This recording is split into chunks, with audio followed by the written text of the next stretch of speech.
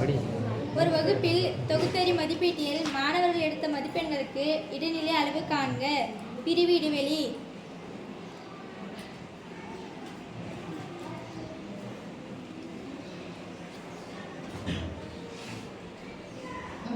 மாணவர்களின் எண்ணிக்கை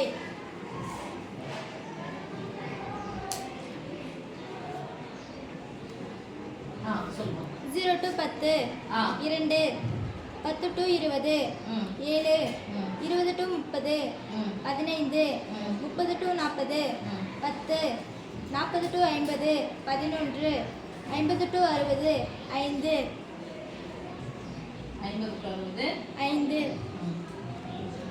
5 0 வந்து 10 மார்க்குள்ள எத்தனை குழந்தை எடுத்துருக்காங்க? 10 வந்து 20 மார்க்குள்ள எத்தனை குழந்தைங்க?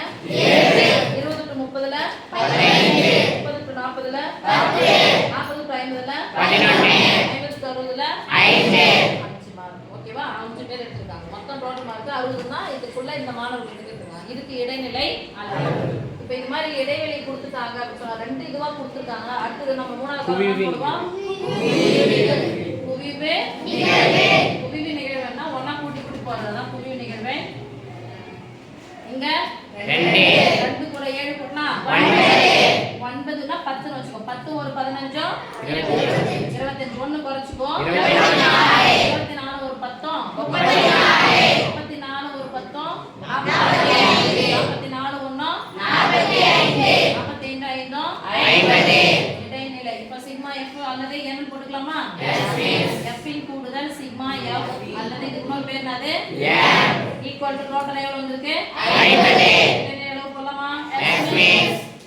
இடைநிலை அளவு ஈக்குவல் டு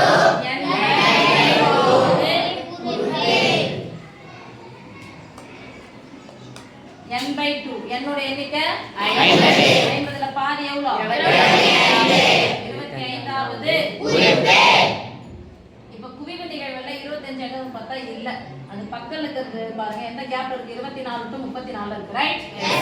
ஹையஸ்ட் வேல்யூ யார்? 34 தான? இத அண்டர்லைன் பண்ணிக்கிறேன். இந்த 30 அப்படிங்கிறது என்னது? சொல்ல கூடாது. இதுன்றது என்னது? இது இதா முன்னாடி இருக்குது இன்னொரு சி அப்படின்னா கேப் எவ்வளவு சாமி? இடைவெளி 10. ஃபார்மா இடைவெளி அளவு போலாமா? சிறிது இடைவெளி கொடுத்திருந்தாங்க அப்படின்னு சொன்னா இந்த ஃபார்முலா யூஸ் பண்ணி தான் இடைநிலை அளவை கண்டுபிடிக்கணும். சரியா?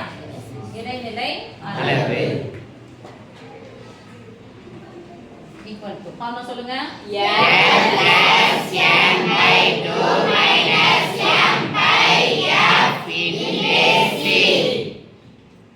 ஈக்குவல் டு L க்கு பதிலா லோ லிமிட் எவ்வளவு சாமி? 30. குறைந்தபட்ச எல்லை 30 பிளஸ்ஸா? n by 2 25 மைனஸ் m இனுடைய மதிப்பு 24 f இனுடைய மதிப்பு 10 கூட்டல் பெருக்கல். ஃபர்ஸ்ட் எதை செய்யணும்? பெருக்கல். 10 மொத்தம் கேன்சல் 30 24 கழிச்சா 1 ஆன்சர் 31 31 31